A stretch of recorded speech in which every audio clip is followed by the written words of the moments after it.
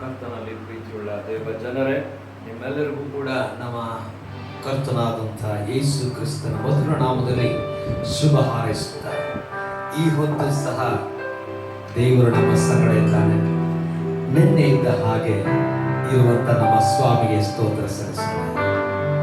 ಪ್ರಾರ್ಥನಾ ಪೂರ್ವಕವಾಗಿ ಈ ದಿವಸ ಅಂದರೆ ಆಗಸ್ಟ್ 22ನೇ ದಿವಸದಲ್ಲಿ ಈ ಭಾನುವಾರದಂದು ದೇವರಿಗೆ ನಾವು ಸ್ತೋತ್ರ ಸಲ್ಲಿಸ್ತಾ ವಂದಿಸುತ್ತಾ ಕೊಂಡಾಡುತ್ತಾ ಪ್ರಾರ್ಥನಾ ಪೂರ್ವಕವಾಗಿ ಆರಾಧನೆಯನ್ನು ಪ್ರಾರಂಭ ಮಾಡುವ. ಪರಮೋನ್ನತನು ಪರಿಶುದ್ಧನಾಗಿರುವ ದೇವರೇ, ನಿನ್ನ ಪವಿತ್ರವಾದಂಥ ಸಾನ್ನಿಧ್ಯದಲ್ಲಿ ನಾವು ಬರುವಂತ ಕೃಪೆ ಕೊಟ್ಟದಕ್ಕಾಗಿ ಸ್ತೋತ್ರ. ನೀನು ಮಾತ್ರ ಮಹಿಮೆ ಹೊಂದಿಕೋ ಸ್ವಾಮಿ. ನಾವು ಬಲಹೀನರೇ ಹೌದು, ಆದರೆ ನಿನ್ನ ನಾಮ ಮಹೋನ್ನತವಾದಂಥದ್ದು. ನಮ್ಮ ಜೀವನದಲ್ಲಿ ನೀನು ಮಹಿಮೆ ಹೊಂದಿಕೋ. ಈ ಆರಾಧನೆ ಪರ್ಯಂತ ನೀನಿದ್ದು ಘನ ಮಾನ ನಿನಗೆ ಮಾತ್ರ ಉಂಟಾಗಲಿ. ಯೇಸುವಿನ ನಾಮದಲ್ಲಿ ಪ್ರಾರ್ಥನೆ ದೀನತೆಯಿಂದ ಬೇಡಿದೆ ತಂದೆಯೇ, ಆಮೆನ್.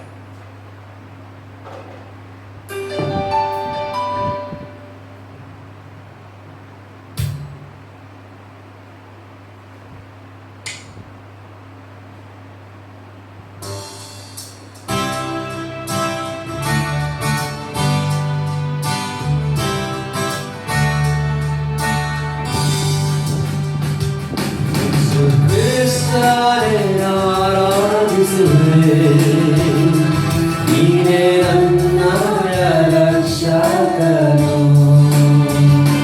ಯೇಸು ಕ್ರಿಸ್ತನೇ ಆರಾಧಿಸುವೆ.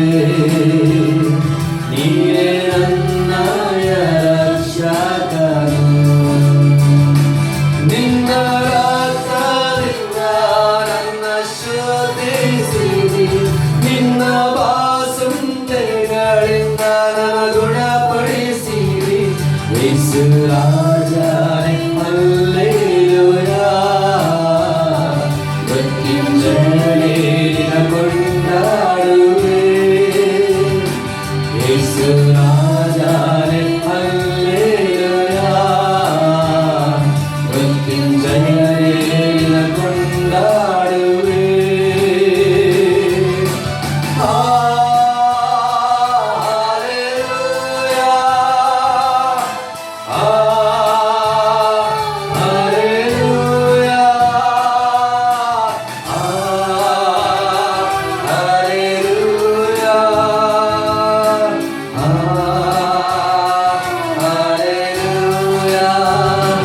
ನಿನ್ನ ಪ್ರೀತಿಗೆ ಶರಣಾದೆನು, ನಿನ್ನ ಕೃಪೆಯಲ್ಲಿ ಜೀವಿಸುವೆನು.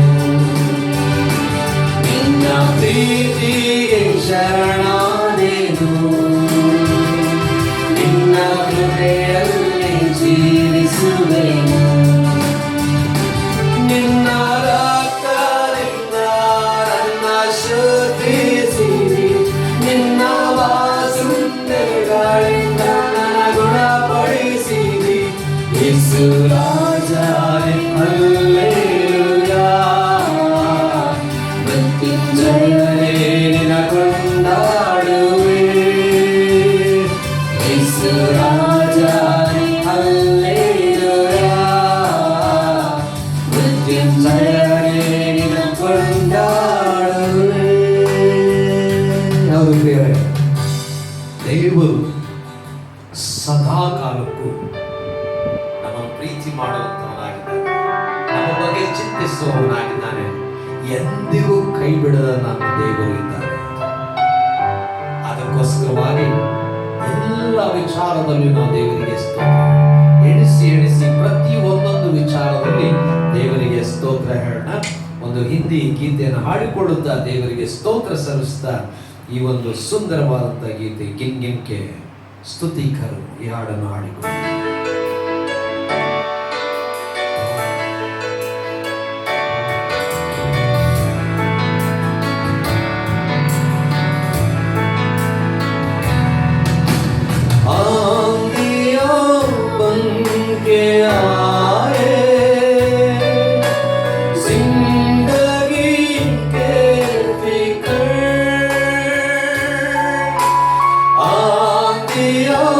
बन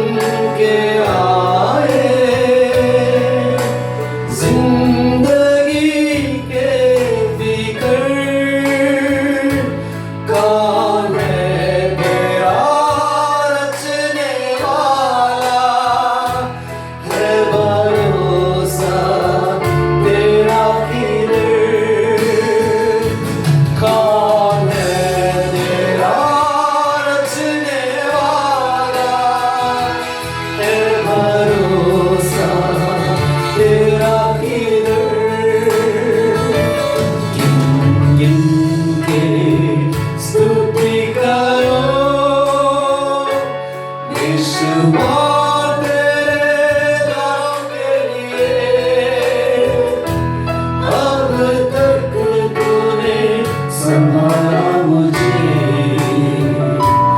अपनी बाहों में लिए हुए। अब तक तूने संभाला मुझे अपनी बाहों में लिए हुए। ನಮ್ಮ ಶತ್ರುಗಳು ಯಾವ ರೀತಿಯಲ್ಲಿ ನಮ್ಮ ಎದುರು ನಿಂತರೂ ಕೂಡ ನಮ್ಮ ಸ್ವಾಮಿ ನಮ್ಮನ್ನು ಸೆಳೆಯುತ್ತಾರೆ. ನಮ್ಮ ವಿರುದ್ಧವಾಗಿರ್ತಕ್ಕಂಥ ಯಾವ ಶಸ್ತ್ರವೂ ಕೂಡ ನಮ್ಮ ಮೇಲೆ ಪರಿಣಾಮ ಬೀರುತ್ತದೆ.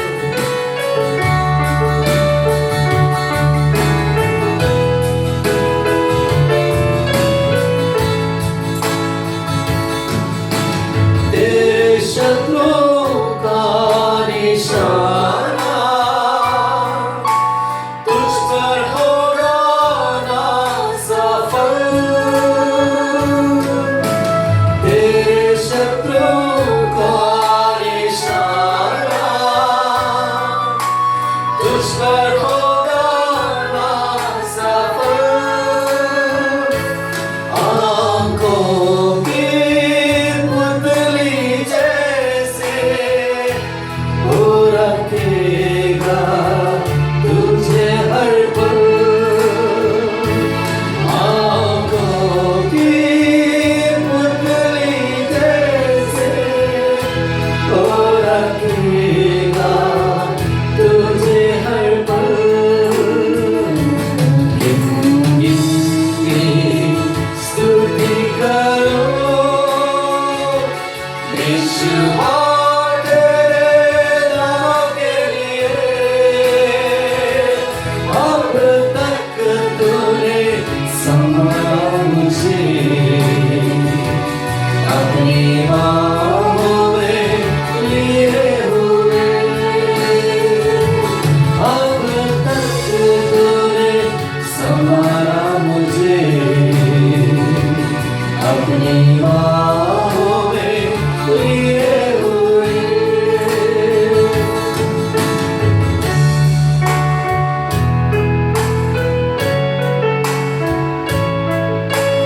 ನಿನ್ನನ್ನು ನಾಶಪಡಿಸಲಿಕ್ಕೆ ಬಂದಂತ ಯಾವುದೇ ಶಸ್ತ್ರವಾಗಲಿ ಯಾವುದೇ ರೀತಿಯಾದಂತ ಶತ್ರುವಾಗಲಿ ನಿಲ್ಲುವುದಕ್ಕೆ ದೇವರು ಬಿಡುವಂತವನಲ್ಲ. ನಿನ್ನನ್ನು ಕಾಯುವಂತ ದೇವರು ಸದಾ ಕಾಲ ಕಾಯುವಂತವನಾಗಿದ್ದಾನೆ.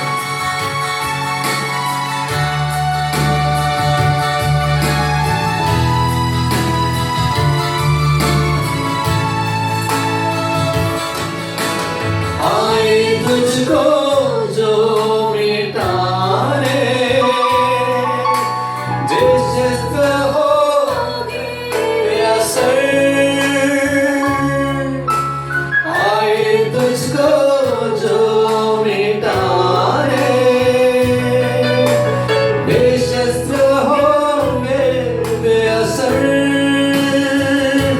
तेरे रचने वाला तुझ पर रखता है अपनी नजर।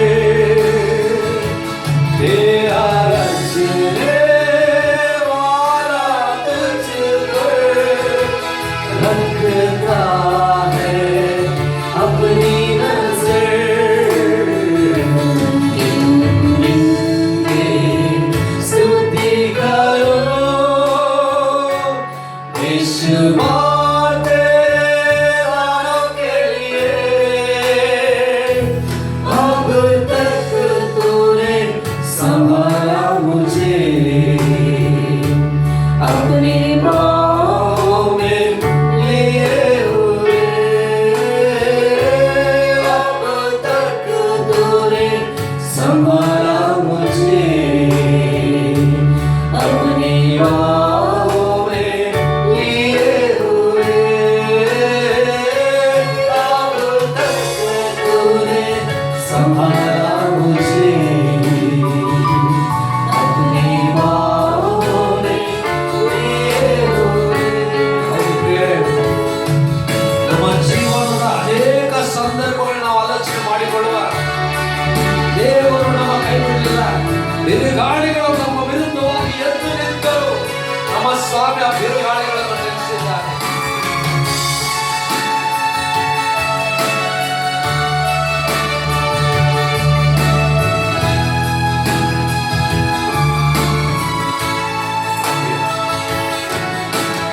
आंधियाँ बनके आए जिंदगी के फिकर, आंधियाँ बनके आए जिंदगी के फिकर, कौन है तेरा रचने वाला, है भरोसा तेरा किधर, कौन है तेरा रचने वाला, है भरोसा तेरा किधर, गिन गिन के ಸ್ತುತಿ ಕರು. ಎಲ್ಲರ ಹಾಡಿ ಜೀವನದ ಅನೇಕ ಸಂದರ್ಭಗಳು ನೆನೆಸಿಕೊಂಡು ದೇವರಿಗೆ ಸ್ತೋತ್ರ. अब तक तूने संभाला मुझे अपनी बाहों में लिए हुए, अब तक तूने संभाला मुझे अपनी बाहों में लिए हुए. ಹೌದು, ನಮ್ಮ ದೇವರೇ, ನಮ್ಮ ಸ್ವಾಮಿಯನ್ನು ನಮ್ಮನ್ನು ಕೈಹಿಡಿದಿದ್ದಾನೆ. ಆ ಹೊತ್ತು ನಮ್ಮ ಬಿಡುವಿಲ್ಲ. ಕೈಯನ್ನು ಎತ್ತುತ್ತಾ ನಡೆಸುತ್ತಾನೆ. ಅವನ ಬಾಹುं में लिए हुए. ಒಟ್ಟಾಸೆ ಮತ್ತೆ. अब तक तूने संभाला मुझे अपनी बाहों में लिए हुए, अब तक तूने संभाला मुझे अपनी बाहों में लिए हुए, अब तक तूने संभाला मुझे अपनी बाहों में लिए हुए.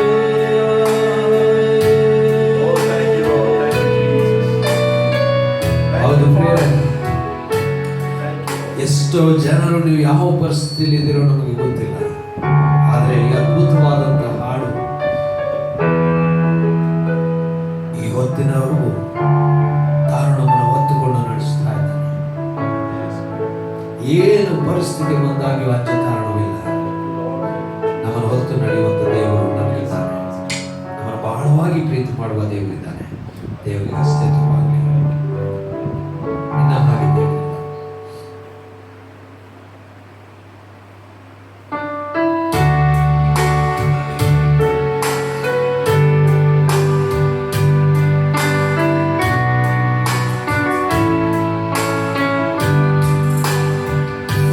ನಿನ್ನ ಹಾಗೆ ದೇವರಿಲ್ಲ, ನೀರಿಲ್ಲವೆಂದರೆ ನಾ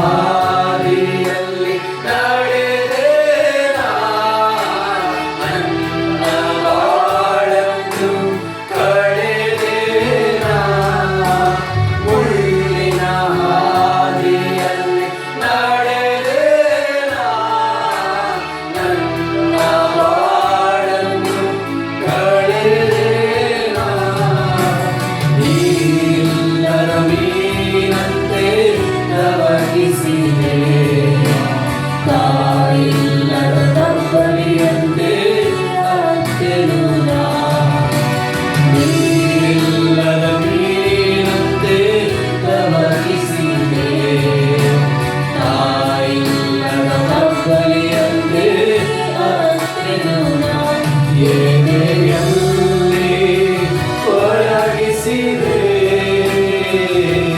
ನನ್ನ ತಾಯಿಯಂತೆ ಕಾದಿರುವೆ, ಎದೆಯಲ್ಲಿ ಒಳಗಿಸಿದೆ, ನನ್ನ ತಾಯಿಯಂತೆ ಕಾದಿರುವೆ. ಜೊತೆಗಾರರೇ, ನನ್ನ ಜೊತೆಗಾರರೇ, ಸಂತೈಸುವ ತಾಯಿಯೇ, ಜೊತೆಗಾರರೇ, ನನ್ನ ಜೊತೆಗಾರರೇ, ನನ್ನ ಸಂತೈಸುವ ತಾಯಿಯೇ, ನನ್ನ ಸಂತೈಸುವ ತಾಯಿಯೇ, ನನ್ನ ಸಂತೈಸುವ ತಾಯಿಯೇ. ಹಲ್ಲೆಲೂಯಾ, ಆರಾಧನೆ, ಹಲ್ಲೆಲೂಯಾ, ಆರಾಧನೆ ಯೇಸುವೇ, ಹಲ್ಲೆಲೂಯಾ, ಆರಾಧನೆ, ಹಲ್ಲೆಲೂಯಾ, ಆರಾಧನೆ ಯೇಸುವೇ.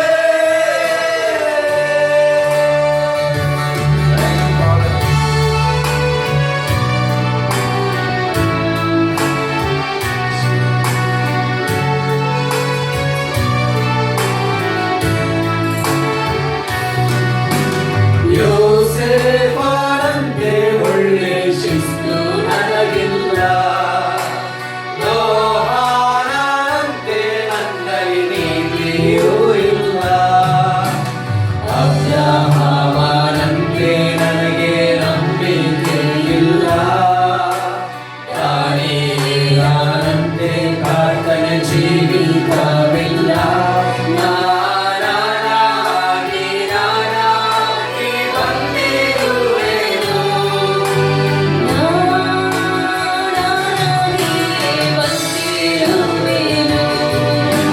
ನಿನ್ನ ಸನ್ನಿಧಿಗೆ ಬಂದಿರುವೆನು, ನೀನಿಂದು ನನ್ನನ್ನು ಸ್ವೀಕರಿಸುವೆಯಾ, ನಿನ್ನಯ ರಾಜ್ಯದಲ್ಲಿ ಸೇರಿಸುವೆಯಾ, ನೀನಿಂದು ನನ್ನನ್ನು ಸ್ವೀಕರಿಸುವೆಯಾ, ನಿನ್ನಯ ರಾಜ್ಯದಲ್ಲಿ ಸೇರಿಸುವೆಯಾ.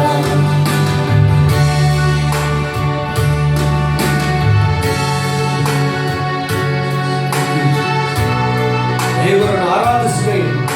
ಸ್ತುತಿಗೆ ಯೋಗ್ಯನು ದೇವರು ಮಾತ್ರವೇ. ಯಾವ ರೀತಿಯಲ್ಲೂ ಕೂಡ ಬೇರೆಯವರಿಗೆ ಸ್ತುತಿ ಸಲ್ಲಿಸಲಿಕ್ಕೆ ಸಾಧ್ಯವೇ ಇಲ್ಲ.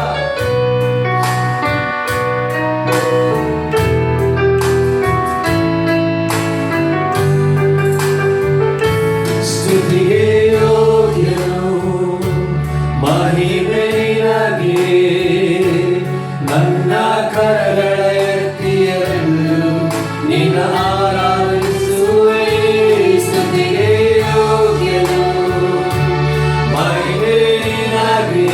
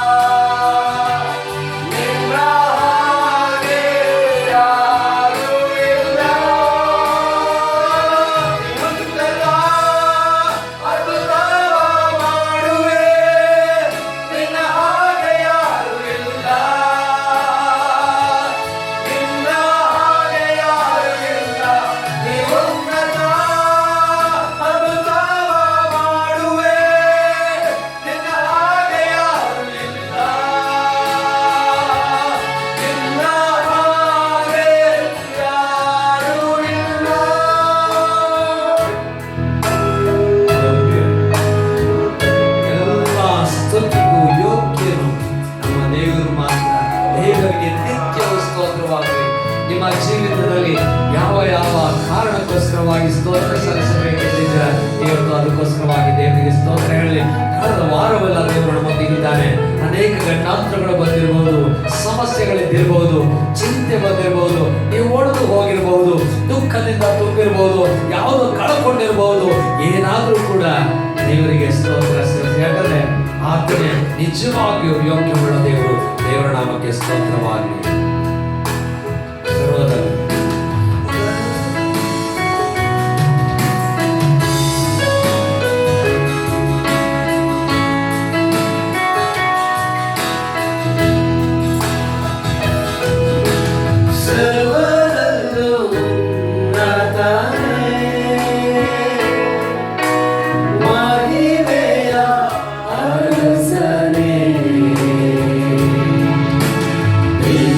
Subadan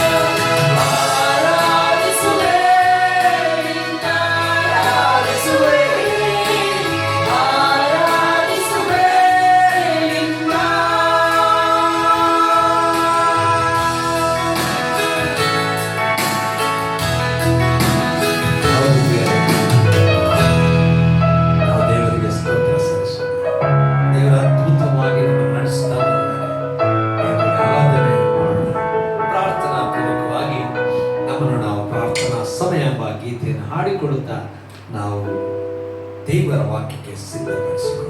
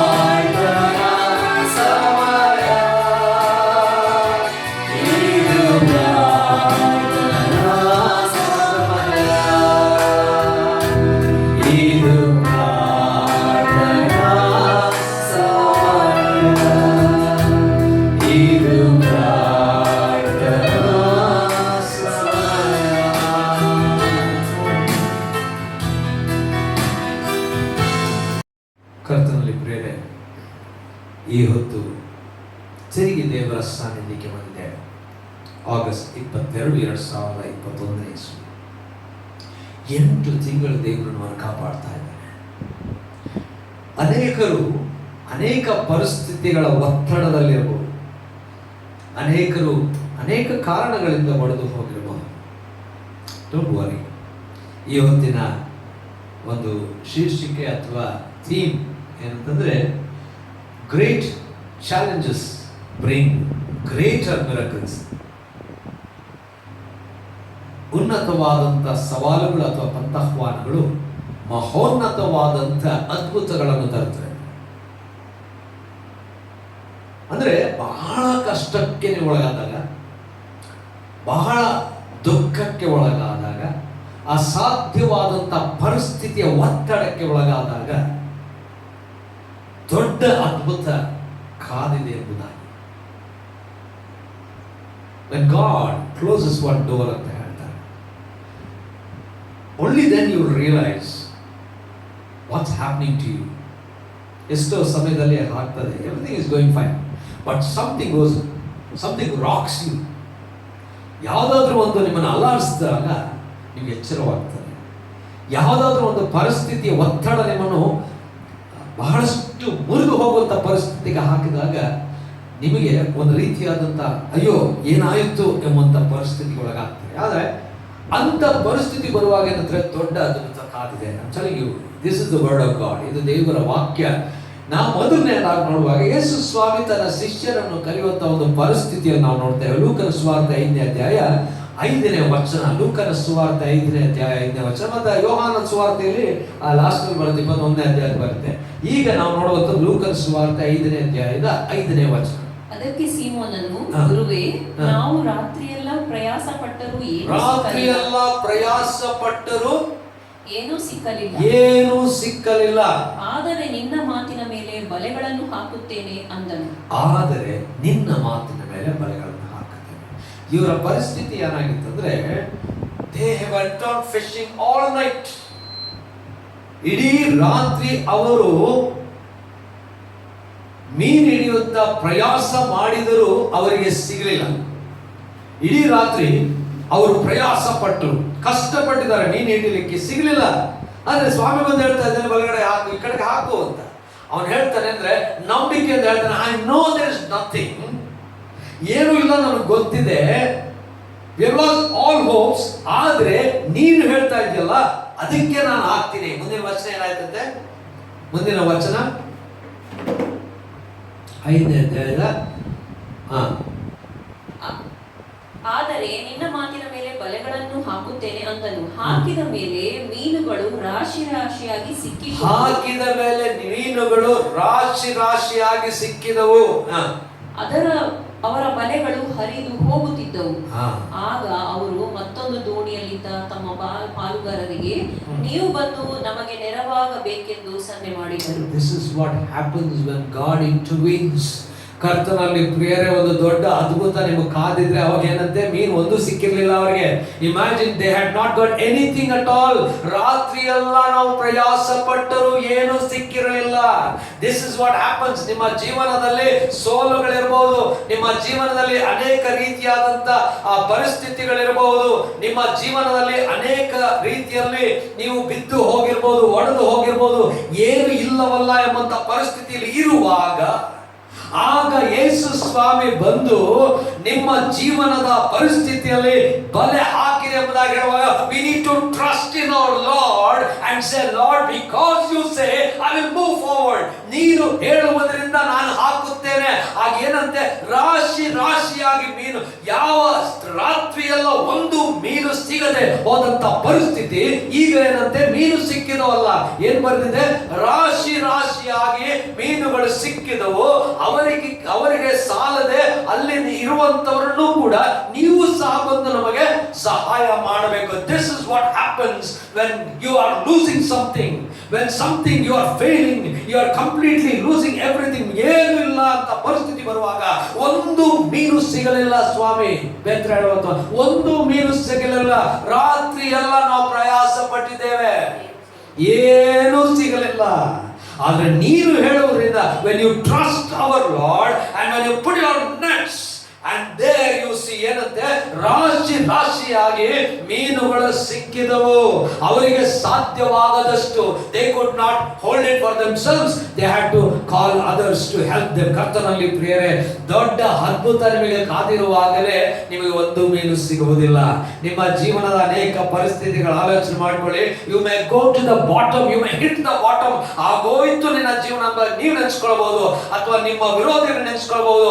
ಅನೇಕ ಜನರು ನಿಮ್ಮನ್ನು ಬೀಳಬೇಕೆಂಬುದಾಗಿ ಕಾಯ್ತಾ ಇರುವಂತವ್ರು ನೆನೆಸ್ಕೊಳ್ಬಹುದು. you are nothing, you cannot get anything at all ಎಂಬುದಾಗಬಹುದು. when Jesus intervenes, you can see a great miracle happening. ಎಂತಂದ್ರೆ ರಾಶಿ ರಾಶಿಯಾಗಿ ಮೀನುಗಳು ದೊರಕಿದವಂತೆ. ಆದರೆ that was not his focus. ಅವರು ಮೀನು ಹಿಡ್ಕೊಂಡು ಅವ್ರ ಮೀನಿನ ಜೀವನ ಆಗ್ಬೇಕು ಅಂತ ಅಲ್ಲ, ನಿಮ್ಮನ್ನು ಮೀನು ಹಿಡಿಯುವಂತ ಬೆಸ್ತರಲ್ಲ, ಮನುಷ್ಯರನ್ನು ಹಿಡಿಯುವಂತ. His focus was very different. When great miracles are happening for you, maybe that miracle is not the one which is leading you to your life. A miracle may lead you into another life. ಇಲ್ಲಿ ನಾವು ನೋಡುವಾಗ ಪೇತ್ರ, ಯೋಹಾನ, ಯಾಕೋಬ ಇವರನ್ನ ಕರೆಯೋದಕ್ಕೆ ಯೇಸು ಸ್ವಾಮಿ ಅವರಿಗೆ ಅದನ್ನು ಮಾಡಿಕೊಟ್ಟ. ಆದರೆ he did not leave them to be fishermen. He made them fishers of men. ಕರ್ತನಲ್ಲಿ ಪ್ರಿಯರೇ, ನಿಮ್ಮ ಜೀವನದಲ್ಲಿ ನೀವೆಲ್ಲ ಕಳಕೊಂಡಾಗ ಒಂದು ದೊಡ್ಡ ಅದ್ಭುತ ನಡೆಯುವಾಗ ಅದಕ್ಕೊಂದು ಕಾರಣ ಇದೆ. ಆ ಅದ್ಭುತದ ನಂತರ ದೇವರು ನಿಮ್ಮ ಜೀವನವನ್ನು ಅದ್ಭುತಕರವಾಗಿ ನಡೆಸುತ್ತಾನೆ, ನಿಮ್ಮನ್ನೇ ಸಾಕ್ಷಿಯಾಗಿ ನಿಲ್ಲಿಸುತ್ತಾನೆ. ನೀವು ವಿಶೇಷವಾದಂತ ಕಾರ್ಯಕ್ಕೋಸ್ಕರವಾಗಿ, ದೇವರ ಕಾರ್ಯಕ್ಕೋಸ್ಕರವಾಗಿ ನೀವು ನೇಮಿಸಲ್ಪಡುವಿರಿ. ಕರ್ತನಲ್ಲಿ ಪ್ರಿಯರೇ, this is what the Lord did when he gave them the fish, lots and loads of them. ಅವರು ಸಾಲಿಲ್ಲ, ಅವರಿಗೆ ಏನು ಮಾಡ್ಲಕ್ಕಾಗ್ಲಿಲ್ಲ, ಎಷ್ಟು ರಾಶಿ ರಾಶಿ. ಅವನು ಹೇಳ್ತಾನೆ ಏನು ಸಿಗ್ಲಿಲ್ಲ ಸ್ವಾಮಿ. ನೆಕ್ಸ್ಟ್ ಮೊಮೆಂಟ್ ಅವನು ಹೇಳ್ತಾನೆ ರಾಶಿ ರಾಶಿಯಾಗಿ ಸಿಕ್ಕಿದವು. ಕರ್ತನಲ್ಲಿ ಪ್ರಿಯರೇ, this is what is the Lord's intervention. ದೇವರ ಆ ಒಂದು ಮಧ್ಯಸ್ಥಿಕೆ, ದೇವರು ನಮ್ಮ ಸ್ವಾಮಿ ನಮ್ಮ ಮಧ್ಯೆ ಬರುವಾಗ ಯಾವ ಪರಿಸ್ಥಿತಿಯಲ್ಲಿ ಇದ್ದರೂ ಕೂಡ, ಕಳಕೊಂಡಂತ ಸ್ಥಿತಿಯಲ್ಲಿದ್ದರೂ ಕೈ ಹಿಡಿದು ಎತ್ತುವಂತ ದೇವರು ನಮ್ಮೊಂದಿಗೆ ಇರುವಂತವನಾಗಿದ್ದಾನೆ. ಅದೇ ರೀತಿಯಲ್ಲಿ ಮಾರ್ಕನ ಸುವಾರ್ತೆ 4ನೇ ಅಧ್ಯಾಯ 35ನೇ ವಚನದಿಂದ ನಾವು ನೋಡ್ತೇವೆ. ಮಾರ್ಕನ ಸುವಾರ್ತೆ 4ನೇ ಅಧ್ಯಾಯ 35ನೇ ವಚನದಿಂದ, ಇದು ಯೇಸು ಸ್ವಾಮಿ ಅಲ್ಲಿ ದೋಣಿಯಲ್ಲಿ ಇರುವಾಗ ಅವರ ಪರಿಸ್ಥಿತಿ ಏನಾಗಿತ್ತು? ಅವರ ಪರಿಸ್ಥಿತಿ ಏನಂತೆ, ಅವರು ಆ ಹೊತ್ತು ಸಾಯಂಕಾಲವಾದಾಗ ಆತನು ಅವರಿಗೆ ಆಚೆದಡಕ್ಕೆ ಹೋಗೋಣ ಎಂದು ಹೇಳಲು ಅವರು ಆ ಜನರ ಗುಂಪನ್ನು ಬಿಟ್ಟು ಆತನನ್ನು ಅದೇ ದೋಣಿಯಲ್ಲಿ ಹಾಗೆಯೇ ಕರ್ಕೊಂಡು ಹೋದರು. ಬೇರೆ ದೋಣಿಗಳು ಆತನ ಸಂಗಡ ಇದ್ದವು. ತರುವಾಯ ದೊಡ್ಡ ಬಿರುಗಾಳಿ ಎದ್ದು ತೆರೆಗಳು ಆ ದೋಣಿಗೆ ಬಡಿದು ಒಳಗೆ ನುಗ್ಗಿದ್ದರಿಂದ ಆ ದೋಣಿ ಆಗಲೇ ತುಂಬುವುದಕ್ಕೆ ಬಂದಿತು. ಆತನು ದೋಣಿಯ ಹಿಂಭಾಗದಲ್ಲಿ ತಲೆಗಿಂಬನ್ನು ಹೊರಗಿ ನಿದ್ದೆ ಮಾಡುತ್ತಿದ್ದನು. ಅವರು ಆತನನ್ನು ಎಬ್ಬಿಸಿ, ಗುರುವೇ, ನಾವು ಮುಳುಗಿ ಹೋಗುವುದರಲ್ಲಿ ನಿನಗೆ ಚಿಂತೆ ಇಲ್ಲವೇ ಎಂದು ಕೇಳಲು ಆತನು ಎದ್ದು ಗಾಳಿಯನ್ನು ಗದರಿಸಿ ಸಮುದ್ರಕ್ಕೆ, ಸುಮ್ಮನಿರು, ಮೊರೆಯಬೇಡ ಎಂದು ಅಪ್ಪಣೆ ಕೊಟ್ಟನು. ಕೂಡಲೇ ಗಾಳಿ ನಿಂತು ಹೋಗಿ ಎಲ್ಲಾ ಶಾಂತವಾಯಿತು. ತರುವಾಯ ಆತನು ಅವರಿಗೆ, ಯಾಕೆ ಧೈರ್ಯಗೆಡುತ್ತೀರಿ? ಇನ್ನು ನಿಮಗೆ ನಂಬಿಕೆ ಇಲ್ಲವೇ ಎಂದು ಕೇಳಲು ಅವರು ಬಹು ಭಯಪಟ್ಟು, ಈತನು ಯಾರಿರಬಹುದು? ಗಾಳಿಯು ಸಮುದ್ರವು ಸಹ ಈತನು ಹೇಳಿದಾಗೆ ಕೇಳುತ್ತವಲ್ಲ ಎಂದು ತಮ್ಮೊಳಗೆ ಮಾತಾಡಿಕೊಂಡರು. ಇಲ್ಲಿನ ಪರಿಸ್ಥಿತಿ ನಾವು ನೋಡುವಾಗ ಯೇಸು ಸ್ವಾಮಿ ದೋಣಿಯಲ್ಲಿದ್ದಾನೆ. ಆದ್ರೆ ಅವರ ಪರಿಸ್ಥಿತಿ ಏನಾಗಿತ್ತಂತಂದ್ರೆ, ಅದು 37ನೇ ವಚನ, ತರುವಾಯ ದೊಡ್ಡ ಬಿರುಗಾಳಿ ಎದ್ದು ತೆರೆಗಳು ಆ ದೋಣಿಗೆ ಬಡಿದು ಒಳಗೆ ನುಗ್ಗಿದ್ದರಿಂದ ಆ ದೋಣಿ ಆಗಲೇ ತುಂಬುವುದಕ್ಕೆ ಬಂದಿತ್ತು. ಆ ದೋಣಿ ತುಂಬುವುದಕ್ಕೆ ಅಂದ್ರೆ water fills in the boat, you are finished. ದೊಡ್ಡ ಬಿರುಗಾಳಿ ಎದ್ದಿದೆ, ಸ್ವಾಮಿ ಮಲಗಿದ್ದಾನೆ, ಇನ್ನವ್ರಿಗೂ ಆಗೋಯ್ತು, ಅವರು ಮುಗಿದೋಗ್ತೀವಿ ಅಂತ ಅಂದ್ಕೊಂಡು ಭಯ ಪಟ್ಟಿದ್ದಾರೆ. ಆದ್ರೆ ಸ್ವಾಮಿ ಎದ್ದು ಬಿರುಗಾಳಿ ಬರೀ ಮಾತಿನಲ್ಲಿ ನಿಲ್ಲಿಸ್ತಾನೆ. ಅವ್ರಿಗೆ ಹೇಳ್ತಾನೆ, ಯಾಕೆ ಭಯ ಪಡ್ತಿದ್ದೀರಾ ಅಂತ. ಆದ್ರೆ ಅವ್ರು ಇನ್ನೂ ದೊಡ್ಡ ಭಯ ಪಡ್ತಾರೆ. ಯೇಸು ಸ್ವಾಮಿ ಹೇಳ್ತಾನೆ, don't worry, he calmed the storm just in a word. ಯೇಸು ಸ್ವಾಮಿ ಆ ಕ್ಷಣವೇ ಅವ್ರಿಗೆ ಹೇಳಿದಂತೆ, and he awoke and rebuked the wind and said to the sea, peace and be still. ಎಂತ ಒಂದು ಮಾತು ಅಂತ ಹೇಳ್ತಾನೆ, ಸುಮ್ಮನಿರು, ಮರೆಯಬೇಡ ಎಂದು ಅಪ್ಪಣೆ ಕೊಟ್ಟನು. ಕೊಡುತ್ತಲೇ ಗಾಳಿ ನಿಂತು ಹೋಗಿ ಎಲ್ಲ ಶಾಂತವಾಯಿತು. ಕೊಡುತ್ತಲೇ, immediately, the moment he commanded, ಎಲ್ಲವೂ ಶಾಂತವಾಯಿತು. ಕರ್ತನಲ್ಲಿ ಪ್ರಿಯರೇ, there are storms in your lives. ಅದು ಬರುವಾಗ ಏನ್ ಮಾಡ್ಬೇಕು, ಇವರಿಗೆ ಎದುರ್ಕೊಂಡಿದ್ದಾರೆ, ಏನ್ ಮಾಡ್ಬೇಕು ಗೊತ್ತಿಲ್ಲ. we may be over, it's over for my life, ನಂದು ಆಗೋಯ್ತು ನನ್ನ ಜೀವನ ಎಂಬುದಾಗಿ ನಾವು ನೆನೆಸ್ಕೊಳ್ಬಹುದು. ಅದು ಗ್ರೇಟೆಸ್ಟ್ ಮಿರಕಲ್ is coming. ಏನಂತಂದ್ರೆ, there is the Lord who is in our boat and he says, do you have no faith? And he does it in a whisker. ಒಂದೇ ಕ್ಷಣದಲ್ಲಿ ಅವನು ಕೊಡುತ್ತಾರೆ. ಅಂದ್ರೆ ಅವನು when he commanded, that moment it stopped. ನಮ್ಮ ಜೀವನದಲ್ಲಿ ಪರಿಸ್ಥಿತಿ ನಮ್ಮನ್ನು ಮುಳುಗಿಸುವಂತ ಸ್ಥಿತಿಗೆ ನಡೆಕೊಂಡು ಹೋಗಬಹುದು. ಇಂಥ ಬಿರುಗಾಳಿ ನಮ್ಮ ಜೀವನದಲ್ಲಿ ಎದ್ದಿರಬಹುದು, ನೀರು ತುಂಬಿಕೊಂಡಿರಬಹುದು. ಇಂಥ ಪರಿಸ್ಥಿತಿಯಲ್ಲಿ ನಾವು ಮುಳುಗಿ ಹೋಗುತ್ತೇವೆ. ಮತ್ತು ಆ ಪರಿಸ್ಥಿತಿಯಲ್ಲಿ ಇರುವಾಗ ದೇವರು ನಮ್ಮ ಮಧ್ಯಸ್ಥಿಕರಾಗಿ ಬಂದು ಯೇಸು ಸ್ವಾಮಿ ಹೇಳುವಂತ ಮಾತು ಮೊರೆಬೇಡ ನಿಲ್ಲು ಎಂಬುದಾಗಿ ಹೇಳುವಾಗ ಕೊಡುತ್ತಲೇ ಆ ಕ್ಷಣದಲ್ಲೇ ಶಾಂತವಾಯಿತು. ಕರ್ತನಲ್ಲಿ ಪ್ರಿಯರೇ, this is a miracle which is going to happen in your lifes. ನಿಮ್ಮ ಜೀವನದಲ್ಲೂ ಕೂಡ ಈ ರೀತಿಯಾದಂತ ಅದ್ಭುತ ಕಾರ್ಯ ನಡೆಯಲಿಕ್ಕೆ ಸಾಕು. ನಮಗೆ ನಂಬಿಕೆ ಇರಬೇಕು. ನಂಬಿಕೆ ಇಲ್ಲವಾ? ಯೇಸು ಹೇಳ್ತಾನೆ, ಡೋಂಟ್ ಯು ಹ್ಯಾವ್ ಫೇತ್? ನಿಮಗೆ ನಂಬಿಕೆ ಇಲ್ವಾ? ಏನ್ ನಂಬಿಕೆ ಇಲ್ಲ? That my lord is in my boat, the one who is the creator of the universe. ಇಡೀ ಲೋಕವನ್ನು ಸೃಷ್ಟಿ ಮಾಡಿದಂತ ದೇವರು, ಎಲ್ಲದರ ಮೇಲೆ ಅಧಿಕಾರವುಳ್ಳಂತ ದೇವರು ನಮ್ಮ ದೋಣಿಯಲ್ಲಿದ್ದಾನೆ.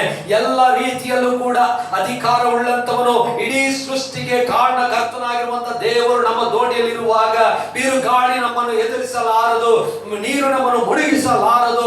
ಈ ನಂಬಿಕೆ ನಮಗಿಲ್ಲವಾ? ಕರ್ತನಲ್ಲಿ ಪ್ರಿಯರ, ಆಲೋಚನೆ ಮಾಡಿಕೊಳ್ಳೋಣ. ಆ ಒಂದು ದೊಡ್ಡ ಬಿರುಗಾಳಿ ಎದ್ದಿತ್ತು, ಆದರೆ ಯೇಸು ಸ್ವಾಮಿ ಮಾತಿನಿಂದ, ಬರೀ ಮಾತಿನಿಂದ ಮೊರೆಬೇಡ ಸುಮ್ಮನಿರು ಎಂಬುದಾಗಿ ಹೇಳುವಾಗ ಆ ಆಜ್ಞೆ ಕೊಡುತ್ತಲೇ ಗಾಳಿ ನಿಂತು ಹೋಗಿ ಎಲ್ಲ ಶಾಂತವಾಯಿತು. Everything was quiet and silent. It was peace. ಎಂತ ಅದ್ಭುತವಾದಂಥದ್ದು. Wind ceased, there was a great calm. There was a great calm. After the storm, when Jesus intervenes, there is calm, there is peace. ಕರ್ತನಲ್ಲಿ ಪ್ರಿಯರೇ, ನಿಮ್ಮ ಜೀವನ ಅನೇಕ ಸಂದರ್ಭದಲ್ಲಿ ಅಲ್ಲೋಲ ಕಲ್ಲೋಗಿರ್ಬೋದು, ಬಿದ್ದು ಹೋಗುವಂತ, ಒಡೆದು ಹೋಗುವಂತ, ದುಃಖದಿಂದ ತುಂಬಿದಂತ ಜೀವನವಾಗಿರ್ಬೋದು.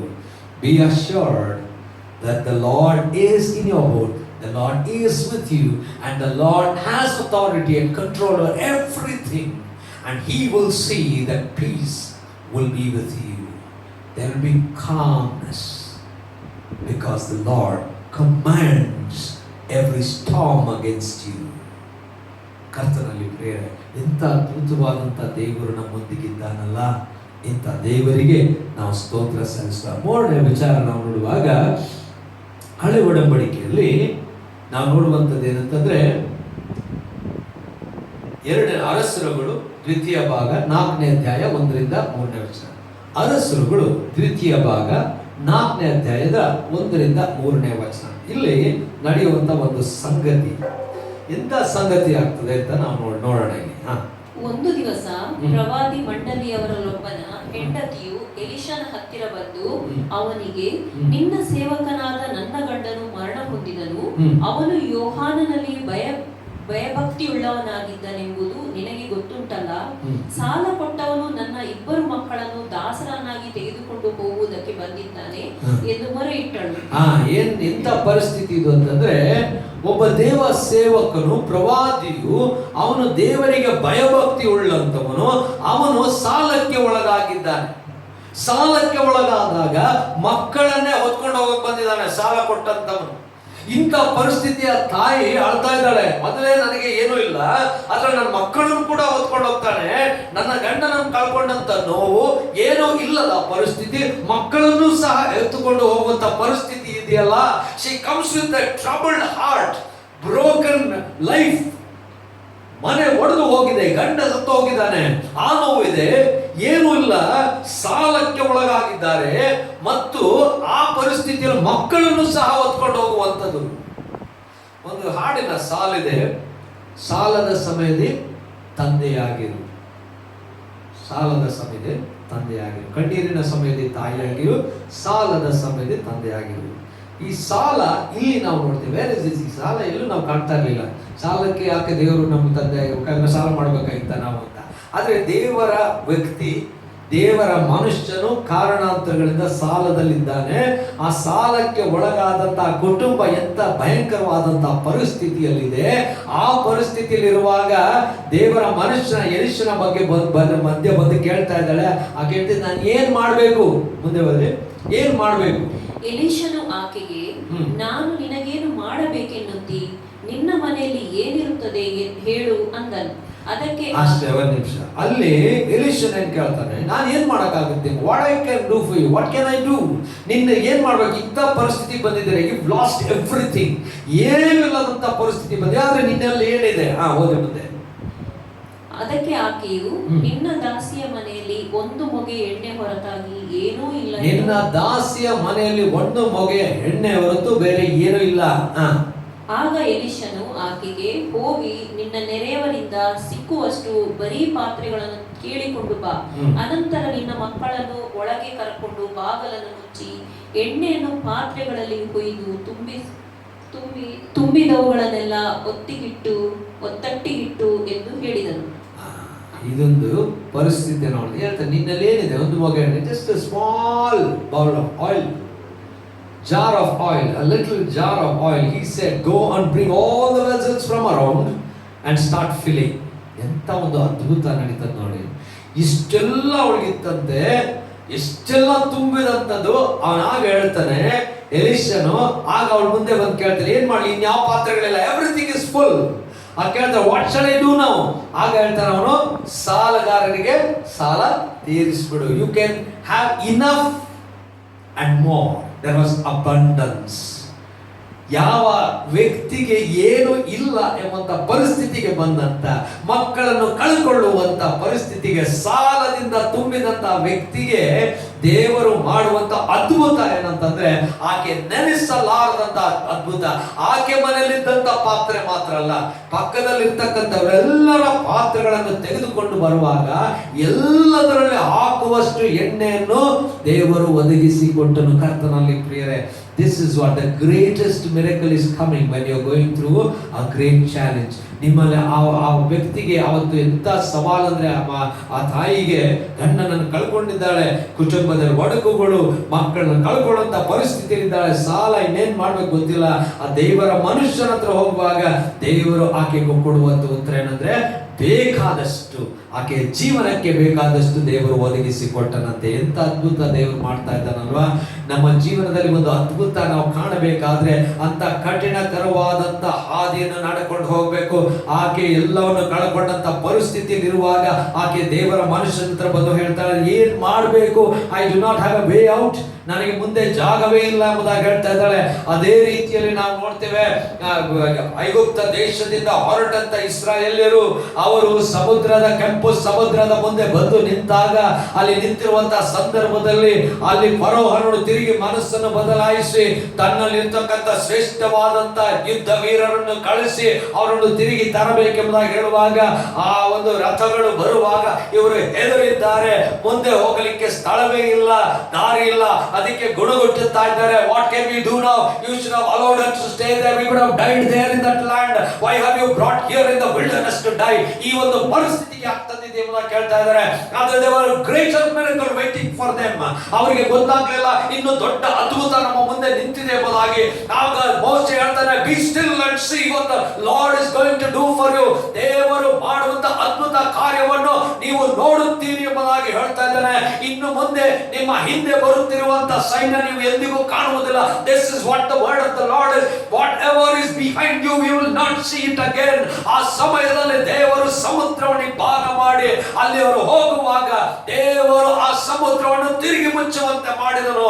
ಇಲ್ಲಿ ಒಂದು ದೊಡ್ಡ ಸೈನ್ಯ, ಬಲಿಷ್ಠವಾದಂತಹ ಸೈನ್ಯ, ಅದು ನಾಶವಾಗಿ ಹೋಯಿತು ಎಂಬುದಾಗಿ ನೋಡ್ತೇವೆ. No matter what is coming behind you, how powerful they may be, how powerful they may want to defeat you, they may be full of power, but the Lord is more powerful than anything. There is a great kind of challenge in front of you. There is water ahead of you, you cannot escape. ಆದರೆ ದೇವರು ಅದನ್ನು ಇಬ್ಬಾಗವಾಗಿ ಮಾಡಿದನು. ದೇವರ ವಾಕ್ಯ ಬಹಳ ಸುಂದರವಾಗಿ ಹೇಳ್ತದೆ, ಆ ನೀರುಗಳು ಗೋಡೆಗಳ ಹಾಗೆ ನಿಂತಿದ್ದವು. God can make the water like a wall to see that you walk through, my friend. That is a great miracle which is going to come to you when you come at the crossroads, or when you hit the dead end, or when you hit the bottom pit. ಕರ್ತನಲ್ಲಿ ಪ್ರಿಯರೇ, ದೇವರ ಅದ್ಭುತಕರವಾದಂತ ಕಾರ್ಯ ನಿಮ್ಮ ಜೀವನದಲ್ಲಿ ಬರಬೇಕಾಗಿದ್ದರೆ ನೀವು ಕಳಕೊಳ್ಳುವಂತ ಪರಿಸ್ಥಿತಿ, ಬಿದ್ದು ಹೋಗುವಂತ ಪರಿಸ್ಥಿತಿ, ಮುಂದೇನು ಇಲ್ಲ ಅಂತ ಪರಿಸ್ಥಿತಿ ಬರುವಂತದ್ದು ಸಹಜವಾಗಿರ್ತಕ್ಕಂಥದ್ದೇ. ಆದರೆ ದೇವರ ಮಹಾ ಅದ್ಭುತ ಕಾರ್ಯಗಳು ಆ ಸಮಯದಲ್ಲಿ ನೀವು ನೋಡ್ತೀರಿ. You will see greater miracles. ಕರ್ತನಲ್ಲಿ ಪ್ರಿಯರೇ, ಅದಾದ ನಂತರ ನಾವು ನೋಡುವಂತ ಇನ್ನೂ ಒಂದು ಪರಿಸ್ಥಿತಿ ನಾನು ಕರ್ಕೊಂಡು ಹೋಗ್ತೇನೆ. ಅಂದ್ರೆ ಅರಸರುಗಳು ದ್ವಿತೀಯ ಭಾಗ 2ನೇ ಅರಸರುಗಳು 6ನೇ ಅಧ್ಯಾಯ 14 ಮತ್ತು 15ನೇ ವಚನ. 2 Kings chapter 6 verses 14 and 15. ಇಲ್ಲಿ ಎಲಿಷನ ಒಂದು ಪರಿಸ್ಥಿತಿ. ಓದಿಮ್ಮ. ಪ್ರವಾದಿಯು ದೋತಾನಿನಲ್ಲಿರುತ್ತಾನೆಂದು ತಿಳಿದುಕೊಂಡು ರಥಾಶ್ವ ಸಹಿತವಾದ ಮಹಾ ಸೈನ್ಯವನ್ನು ಅಲ್ಲಿಗೆ ಕಳುಹಿಸಿದನು. ಸೈನ್ಯದವರು ರಾತ್ರಿಯಲ್ಲಿ ಆ ಪಟ್ಟಣವನ್ನು ಸಮೀಪಿಸಿ ಅದಕ್ಕೆ ಮುತ್ತಿಗೆ ಹಾಕಿದರು. ದೇವರ ಮನುಷ್ಯನ ಸೇವಕನು ಬೆಳಿಗ್ಗೆ ಎದ್ದು ಹೊರಗೆ ಹೋದಾಗ ರಥಾಶ್ವ ಸಹಿತವಾದ ಮಹಾ ಸೈನ್ಯವು ಬಂದು ಪಟ್ಟಣದ ಸುತ್ತಲೂ ನಿಂತಿರುವುದನ್ನು ಕಂಡು ತನ್ನ ಯಜಮಾನನಿಗೆ, ಅಯ್ಯೋ ಸ್ವಾಮಿ, ಏನು ಮಾಡೋಣ ಎಂದನು.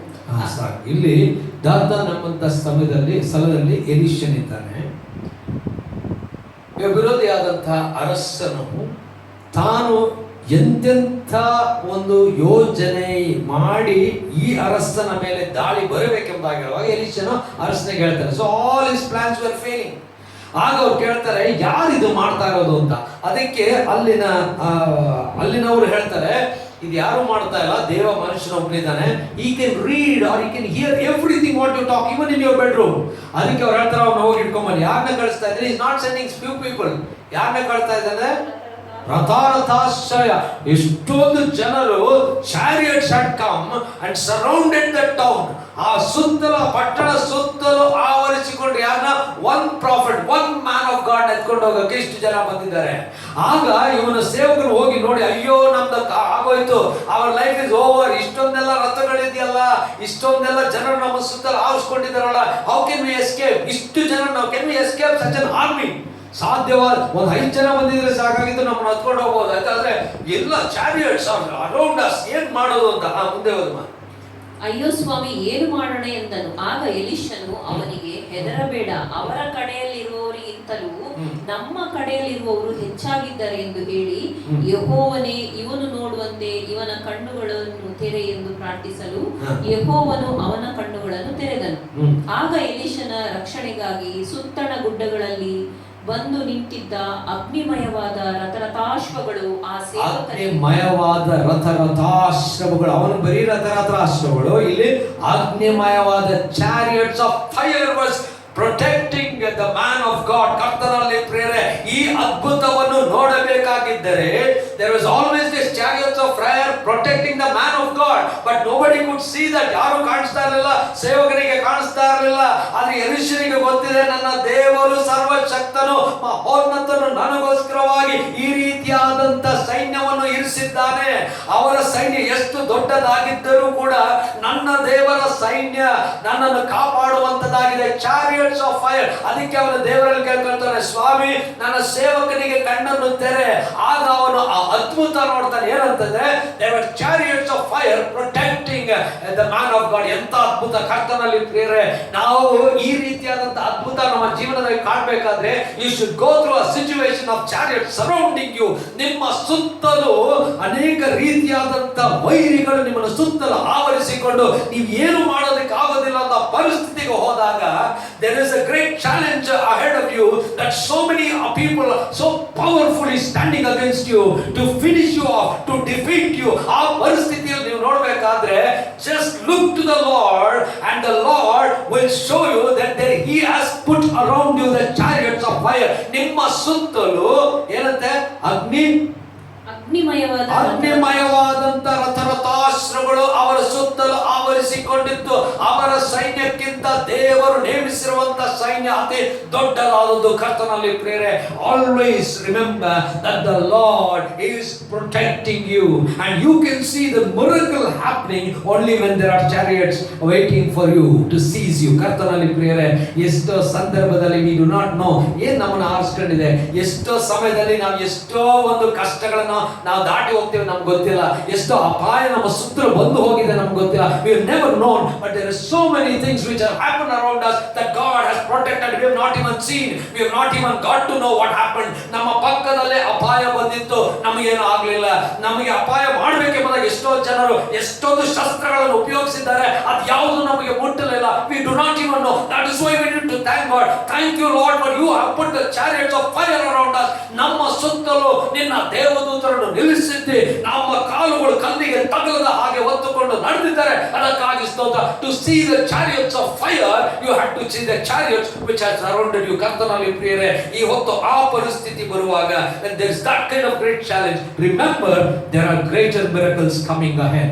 ಕರ್ತನಲ್ಲಿ ಪ್ರಿಯರೇ, ಇವತ್ತು ಎಷ್ಟೋ ಜನ ಸೋತಿರಬಹುದು, ಬಿದ್ದು ಹೋಗಿರಬಹುದು, ಕಾಯಿಲೆ ಅಥವಾ ಏನೋ ಒಂದು ಪರಿಸ್ಥಿತಿ ಇರಬಹುದು. You must have got some news of sadness or sorrow.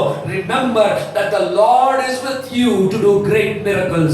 ದೇವರು ಅದ್ಭುತಗಳನ್ನು ನಿಮ್ಮ ಜೀವನದಲ್ಲಿ ಮಾಡುವುದಕ್ಕೋಸ್ಕರವಾಗಿ ಕಾದಿದ್ದಾನೆ. ಕಡೆದಾಗಿ ನಾವು ನೋಡೋಣ ಯೋಹಾನನ ಸುವಾರ್ತೆ 11ನೇ ಅಧ್ಯಾಯ 37ನೇ ವಚನ ನೋಡೋಣ. ಯೋಹಾನನ ಸುವಾರ್ತೆ 11ನೇ ಅಧ್ಯಾಯ. ಇಲ್ಲಿ ಯೇಸು ಸ್ವಾಮಿ ಲಾಜರನ್ನು ಸತ್ತಂತ ಸಂದರ್ಭದಲ್ಲಿ ಯೇಸು ಸ್ವಾಮಿ 4 ದಿವಸಗಳು ಬರಲಿಲ್ಲ. He did not come for 4 days. 2 ದಿವಸದ ನಂತರ ಕೇಳ್ತಾನೆ, 2 ದಿವಸ ಅಲ್ಲೇ ಇರ್ತಾನೆ, ಅದಾದ ನಂತರ ಬರ್ತಾನೆ. ಇಲ್ಲಿ 37ನೇ ವಚನ ನಾವು ನೋಡ್ತೇವೆ. ಇಲ್ಲಿಂದ ನೋಡ್ಕೊಂಡು ಹೋಗೋಣ. 37 ಓದಿ. ಅವರಲ್ಲಿ ಕೆಲವರು, ಈತನು ಆ ಕುರುಡನಿಗೆ ಕಣ್ಣು ಕೊಟ್ಟನಲ್ಲ, ಆ ಮನುಷ್ಯನನ್ನು ಸಾಯದಾಗೆ ಮಾಡಲಾರದೆ ಇದ್ದಾನೆ ಅಂದರು. ಯೇಸು ತನ್ನಲ್ಲಿ ತಿರುಗಿ ನೊಂದುಕೊಳ್ಳುತ್ತಾ ಸಮಾಧಿಯ ಬಳಿಗೆ ಬಂದನು. ಸಾಕಷ್ಟು. ಇಲ್ಲಿ ಅನೇಕರು ಹೇಳ್ತಾ ಇದ್ದಾರೆ, ಯಾಕೆ why should you have gone to that kind of a situation? ಯಾಕೆ ಆ ಯೇಸು ಸ್ವಾಮಿ ಅಲ್ಲಿ ಬಿಡಬೇಕಾಗಿತ್ತು? ಯೇಸು ಸ್ವಾಮಿ ಅಲ್ಲಿ ಯಾಕಿರ್ಬೇಕಾಯ್ತು? he could have come here and you could have done a miracle of not allowing him to die. ಆದ್ರೆ ಯೇಸು ಸ್ವಾಮಿ ಇಲ್ಲಿ 13ನೇ ವಚನ ಇದೆ, ಅದೇ 11ನೇ ಅಧ್ಯಾಯ. ಯೇಸು ಅವನ ಮರಣವನ್ನು ಸೂಚಿಸಿ ಅದನ್ನು ಹೇಳಿದನು. ಆದರೆ ಅವರು ನಿದ್ರೆಯ ವಿಶ್ರಾಂತಿಯನ್ನು ಕುರಿತು ಹೇಳುತ್ತಾನೆಂದು ನೆನೆಸಿದರು. ಆಗ ಯೇಸು ಸ್ಪಷ್ಟವಾಗಿ ಅವರಿಗೆ, ಲಾಜರನು ಸತ್ತು ಹೋದನು ಮತ್ತು ನಾನು ಅಲ್ಲಿ ಇಲ್ಲದಿದ್ದುದಕ್ಕೆ ನಿಮ್ಮ ನಿಮಿತ್ತವಾಗಿ ಸಂತೋಷ ಪಡುತ್ತೇನೆ, ಯಾಕಂದರೆ ಅದರಿಂದ ನೀವು ನಂಬುವುದಕ್ಕೆ ಮಾರ್ಗವಾಯಿತು. ಆದರೆ ಅವನ ಬಳಿಗೆ ಹೋಗೋಣ ಎಂದು ಹೇಳಿದನು. ಆಗ ದಿದುಮನೆಂಬ ತೋಮನು ಜೊತೆ ಶಿಷ್ಯರಿಗೆ, ನಾವು ಸಹ ಹೋಗಿ ಅವನೊಡನೆ ಸಾಯೋಣ ಎಂದು ಹೇಳಿದರು. ಇಲ್ಲಿ ಯೇಸು ಸ್ವಾಮಿ ಬರೆದಿರೋದಕ್ಕೆ ಕಾರಣ ಇದೆ. ಏನಂದ್ರೆ ಲಾಜರನ ಮರಣ ಏನಂತೆ, ಅದು ದೇವರಿಗೆ ಮಹಿಮೆ ತರುವುದಕ್ಕೋಸ್ಕರವಾಗಿ ಆಗಿರುವಂತ ಒಂದು ವಿಚಾರ. ಲಾಜರನ ಮರಣ ದೇವರ ಮಹಿಮೆ ತರುವುದಕ್ಕೋಸ್ಕರವಾಗಿ ನಡೆದಿರ್ತಕ್ಕಂಥ ಒಂದು ವಿಚಾರ. ಆದ್ರೆ ಇಲ್ಲಿ 4ನೇ ವಚನ ಓದಿ, ಅದೇ 11ನೇ ಅಧ್ಯಾಯ 4ನೇ ವಚನ. ಯೇಸು ಅದನ್ನು ಕೇಳಿ, ಈ ರೋಗವು ಮರಣಕ್ಕಾಗಿ ಬಂದದ್ದಲ್ಲ, ಇದರಿಂದ ದೇವಕುಮಾರನಿಗೆ ಮಹಿಮೆ ಉಂಟಾಗುವಂತೆ ದೇವರ ಮಹಿಮೆಗೋಸ್ಕರ ಬಂದದ್ದು ಅಂದರು. This is what we need to understand. ಕೆಲವು ಕಾಯಿಲೆಗಳು ನಮಗೆ ಬರುವಾಗ ಅದು ನಮ್ಮನ್ನು ಮರಣಕ್ಕೆ ಒಪ್ಪಿಸಬಹುದು. ಮೇ ಬಿ ಕೆಲವು ಬರುವಂಥದ್ದು ದೇವರ ಮಹಿಮೆ ತೋರಿಸುವುದಕ್ಕೋಸ್ಕರವಾಗಿ ಬರುವಂಥದ್ದು, ಕೆಲವು ಬರುವಂಥದ್ದು ದೇವರ ಮಹಿಮೆಗೋಸ್ಕರವಾಗಿ ಬರುವಂಥದ್ದಾಗಿದೆ. ಕರ್ತನಲ್ಲಿ ಪ್ರಿಯರೇ, ಅನೇಕ ಸಂದರ್ಭ ನಮ್ಮ ಜೀವನದಲ್ಲಿ ಏನಾಗ್ತದೆ ಅಂತ ಹೇಳಿದ್ರೆ, we go through the toughest time. ಅದಕ್ಕೆ ಇಲ್ಲಿ ಕೆಲವರು ಹೇಳ್ತಾ ಇದ್ದಾರೆ, ಯೇಸು ಸ್ವಾಮಿ ನಿಜವಾಗ್ಲೂ ಇವನ್ನ ಪ್ರೀತಿ ಮಾಡಿದ್ರೆ, ಯೇಸು ಸ್ವಾಮಿಗೆ ನಿಜವಾಗ್ಲೂ ಆ ರೀತಿಯಾದಂತ ಶಕ್ತಿ ಇದ್ರೆ, ಕುರುಡನಿಗೆ ಕಂಡು ಕೊಟ್ಟಂತ ಯೇಸು ಸ್ವಾಮಿ ಇವನು ಸಾಯದೆ ಹಾಗೆ ನೋಡ್ಕೊಳ್ಬಹುದಾಗಿತ್ತಲ್ಲ. he could have healed his disease, he could have not allowed him to die. ಆದ್ರೆ ಯೇಸು ಮೊದಲೇ ಹೇಳಿದ್ದಾನೆ, this disease is not for his death, but this is for the glory of God. ಕರ್ತನಲ್ಲಿ ಪ್ರಿಯರೇ, so when he died, Jesus came in and performed that wonderful miracle of getting him out of the tomb. ಆ ಮರಣದಿಂದ ಎಬ್ಬಿಸಿದಂತ ಲಾಜರನನ್ನು ನಾವು ನೋಡ್ತೇವೆ. ಯೇಸು ಸ್ವಾಮಿ ದೇವರ ಮಹಿಮೆಗೋಸ್ಕರವಾಗಿ ಕಾರ್ಯ ಮಾಡ್ತಾ ಇದ್ದಾನೆ. ಕರ್ತನಲ್ಲಿ ಪ್ರಿಯರೇ, this was a great challenge. ಆ ಸಹೋದರನ ಕಳ್ಕೊಂಡಿದ್ದಾರೆ, ಸತ್ತು ಹೋಗಿದ್ದಾನೆ, ಅಳ್ತಾ ಇದ್ದಾರೆ. ಆಗ ಅವ್ರು ಹೇಳ್ತಾರೆ, ಮರಿಯಳು ನೀನಿದ್ದಿದ್ದರೆ ಇದಾಗುತ್ತಿರಲಿಲ್ಲ, ಈಗಲೂ ನೀನು ಕೇಳುವಂತ ಎಲ್ಲವನ್ನು ದೇವರು ಕೇಳುವಂತವನಾಗಿದ್ದಾನೆ. that was the faith of Martha. ಆಕೆ ಹೇಳ್ತಾಳೆ, ನೀನು ಕೇಳಿದರೆ ದೇವರು ಎಲ್ಲವನ್ನು ಕೇಳುವಂತವನಾಗಿದ್ದಾನೆ. ಅದಕ್ಕೆ ಅವರು ಹೇಳ್ತಾರೆ, ಪುನರುತ್ಥಾನದಲ್ಲಿ ಬರ್ತಾನೆ ನಮ್ಗೆ ಗೊತ್ತಾದ್ರೆ. ಯೇಸು ಹೇಳ್ತಾರೆ, ಇಲ್ಲ, ಈಗಲೇ ಎದ್ದೇಳ್ತಾನೆ. this is the miracle which is coming your way. ಕರ್ತನಲ್ಲಿ ಪ್ರಿಯರೇ, ನಿಮ್ಮ ಪರಿಸ್ಥಿತಿಗಳು ಸತ್ತ ಹಾಗಿರಬಹುದು. your situations may be like this, completely over, finished, but God is doing something wonderful for you. ದೇವರ ಮಹಿಮೆಗೋಸ್ಕರವಾಗಿ ಆ ಅದ್ಭುತವನ್ನು ನಿಮ್ಮ ಜೀವನದಲ್ಲಿ ನೀವು ನೋಡ್ತೀರಿ. ಆ ಅದ್ಭುತ ಸಾಕ್ಷಿಯಾಗಿ ನಿಲ್ಲುವಂತೆ ದೇವರು ಮಾಡುವಂತವನಾಗಿದ್ದಾನೆ. ಕರ್ತನಲ್ಲಿ ಪ್ರಿಯರೇ, great challenges bring greater miracles. ಉನ್ನತವಾದಂಥ ಸವಾಲುಗಳು, ಮಹೋನ್ನತವಾದಂಥ ಅದ್ಭುತ ಕಾರ್ಯಗಳು ನಿಮ್ಮಲ್ಲಿ ತರುವಂಥದ್ದಾಗಿದೆ. ಕರ್ತನಲ್ಲಿ ಪ್ರಿಯರೇ, ಯಾವತ್ತೂ ಮರೆಯೋದು ಬೇಡ. When you walking through the toughest moments, when you walking through painful times, ನೀವು ಭಯಂಕರವಾದಂಥ ನೋವಿನಲ್ಲಿ, ಒಡೆದು ಹೋದಂಥ ದುಃಖದಲ್ಲಿ, ಬಿದ್ದು ಹೋದಂಥ ಪರಿಸ್ಥಿತಿಯಲ್ಲಿ ಇರುವಾಗ, remember there is some great miracle coming your way. ಅದ್ಭುತಕರವಾದಂಥ ಕಾರ್ಯ ನಿಮ್ಮ ಜೀವನದಲ್ಲಿ ನಡೆಯುವಂತಿದೆ. ನಂಬಿರಿ, ದೇವರ ಕಾರ್ಯಗಳನ್ನು ಖಂಡಿತವಾಗಿ ಮಾಡುವಂಥವನಾಗಿದ್ದಾನೆ. ಹೀಗಾಗುವಂತೆ ದೇವರು ನಿಮ್ಮನ್ನು ವಿಶೇಷವಾದಂಥ ರೀತಿಯಲ್ಲಿ ಆಶೀರ್ವದಿಸಿ ನಡೆಸಲಿ. ಆಮೇಲೆ ಪ್ರಾರ್ಥನೆ ಮಾಡೋಣ. ಕರ್ತನೇ, ದಯಮಾಡಿ ಸ್ವಾಮಿ, ನಮ್ಮನ್ನು ನೀನು ಕಾಯ್ದು ಕಾಪಾಡಿ ನಡೆಸುವಂಥವನಾಗಿದೆ. ಎಲ್ಲ ವಿಧವಾದಂಥ ದುಃಖ, ಕಣ್ಣೀರು, ಚಿಂತೆ, ಯೋಚನೆ ಇವುಗಳಿಂದ ನಮಗೆ ನೋವುಂಟಾಗಿದ್ದರೂ ನಮ್ಮೊಂದಿಗೆ ನೀನಿದ್ದು ಅದ್ಭುತಗಳನ್ನು ನಮ್ಮ ಜೀವಿತದಲ್ಲಿ ನಡೆಸುತ್ತಾ ಬಂದಿದೆ. ಎಷ್ಟೋ ಜನರು ವಿವಿಧ ರೀತಿಯಾದಂಥ ಪರಿಸ್ಥಿತಿಗೆ ಒಳಗಾಗಿರುವಾಗ ಎಲ್ಲರನ್ನು ಸ್ವಾಮಿ ಆ ಪರಿಸ್ಥಿತಿಯಿಂದ ಬಿಡುಗಡೆ ಮಾಡಿ. ವಿಶೇಷವಾಗಿ ತಂದೆಯ ದೇವರೇ, ನಿನ್ನ ಸೇವೆಗೋಸ್ಕರವಾಗಿ ಪ್ರಾರ್ಥಿಸ್ತೇವೆ. ಸೇವಕರು ಎಲ್ಲೆಲ್ಲಿದ್ದಾರೋ ಎಲ್ಲ ನಿನ್ನ ಕಾರ್ಯ ಮುಂದುವರಿಯಲಿ, ನಿನ್ನ ನಾಮಕ್ಕೆ ಮಹಿಮೆ ಉಂಟಾಗಲಿ. ಅವರಿಗೆ ಬೇಕಾದಂತ ಬಲವನ್ನು ಕೊಡಿಸುವ. ವಿಶೇಷವಾಗಿ ಅಫ್ಘಾನಿಸ್ತಾನ್ ಅಲ್ಲಿರುವಂತ ಎಲ್ಲಾ ಮಕ್ಕಳಿಗೋಸ್ಕರವಾಗಿ ಪ್ರಾರ್ಥಿಸ್ತೇವೆ ಸ್ವಾಮಿ. ಎಷ್ಟೋ ಮಕ್ಕಳು ಕಷ್ಟಕ್ಕೆ ಒಳಗಾಗಿದ್ದಾರೆ. ಅಲ್ಲಿನ ಪರಿಸ್ಥಿತಿ ಸ್ವಾಮಿ ಬಹಳಷ್ಟು ಭೀಕರವಾಗಿದೆ. ನಿನ್ನ ಪ್ರಸನ್ನತೆ ಇರಿಸಿ ಶಾಂತಿ ಸಮಾಧಾನವನ್ನು ದಯಪಾಲಿಸು. ಆ ಜನರಿಗೆ ಸ್ವಾಮಿ ಕರುಣೆಯನ್ನು ಅನುಗ್ರಹಿಸಿಕೊಡಪ್ಪ. ಪರಿಸ್ಥಿತಿ ಬದಲಾಯಿಸು ಸ್ವಾಮಿ. ಅಪ್ಪ ದೇವರೇ, ನಿನ್ನ ಚಿತ್ತಕ್ಕೆ ಇಂಥ ಜನರನ್ನು ಒಪ್ಪಿಸ್ತೇವೆ. ಯಾರ್ಯಾರು ವಿವಿಧ ರೀತಿಯಾದಂತಹ ಸಮಸ್ಯೆ, ಕಾಯಿಲೆ, ಚಿಂತೆ, ದುಃಖಕ್ಕೊಳಗಾಗಿದ್ದರೂ ನಿನ್ನ ಪ್ರಸನ್ನತೆ ಇರಿಸಿ ಅವರನ್ನ ಕೈ ಹಿಡಿದು ನಡೆಸು ಸ್ವಾಮಿ. ಅಪ್ಪ ದೇವರೇ, ವಿಶೇಷವಾಗಿ ಈ ಹೊತ್ತು ನಮ್ಮೊಂದಿಗೆ ಆರಾಧಿಸುವಂತೆಲ್ಲ ನಿನ್ನ ಮಕ್ಕಳನ್ನು ನಿನ್ನ ಕೈಗಳಿಗೆ ಒಪ್ಪಿಸ್ತೇವೆ. ಅವರ ಪ್ರಾರ್ಥನೆಗಳನ್ನು ಕೇಳು, ಸದೋತ್ತರವನ್ನು ದಯಪಾಲಿಸು. ಈವರೆಗೂ ನಮ್ಮನ್ನು ನಡೆಸಿದ ದೇವರೇ, ಮುಂದೆ ಸಹ ಮುನ್ನಡೆಸು. ಘನ ಮಾನ ಮಹಿಮೆ ನಿನಗಾಗಿ ಯೇಸು ನಾಮದಲ್ಲಿ ಪ್ರಾರ್ಥನೆ ದೀನತೆಯಿಂದ ಬೇಡಿದೆವು ತಂದೆ.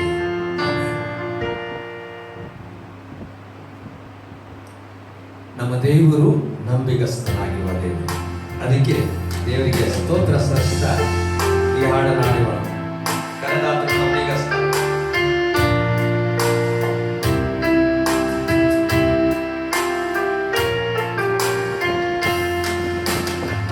ಕರೆದಾತನು ನಂಬಿಗಸ್ತನು, ನನ್ನ ಕಾಯಲು ಶಕ್ತನಾದನು. ಕರೆದಾತನು ನಂಬಿಗಸ್ತನು, ನನ್ನನ್ನು ಕಾಯಲು ಶಕ್ತನಾದನು. ಆಗ ಒಳ್ಳೆಯವ, ನನ್ನ ಕಾಯುವವ, ಅಗತ್ಯವೆಲ್ಲ ಪೂರೈಸುವವ. ಆತ ಒಳ್ಳೆಯವ, ನನ್ನ ಕಾಯುವವ, ಅಗತ್ಯವೆಲ್ಲ ಪೂರೈಸುವವ.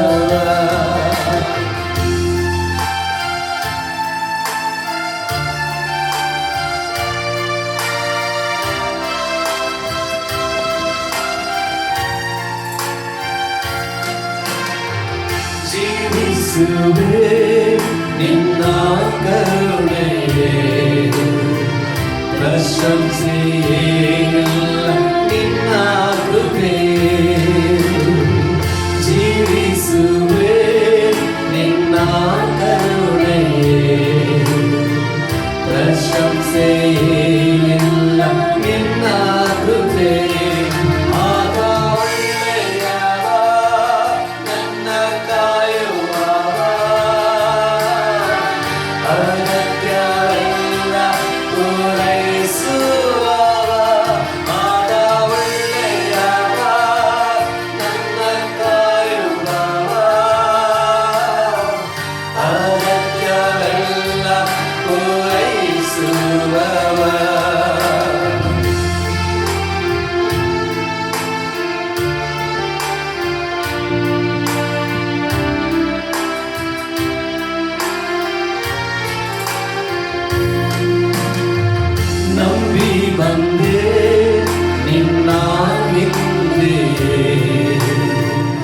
ಜೀವದ ಮಾರ್ಗವು ನೀನಲ್ಲವೇ.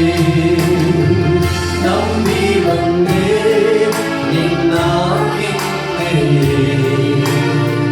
ಜೀವದ ಮಾರ್ಗವು ನೀನಲ್ಲವೇ. ಆಗ ಒಳ್ಳೆಯವ ನನ್ನ ಕಾಯುವವ. ಅಗತ್ಯವೆಲ್ಲ ಪೂರೈಸುವವ. ಆಗ ಒಳ್ಳೆಯವ ನನ್ನ ಕಾಯುವವ. ಅಗತ್ಯವೆಲ್ಲ ಪೂರೈಸುವವ.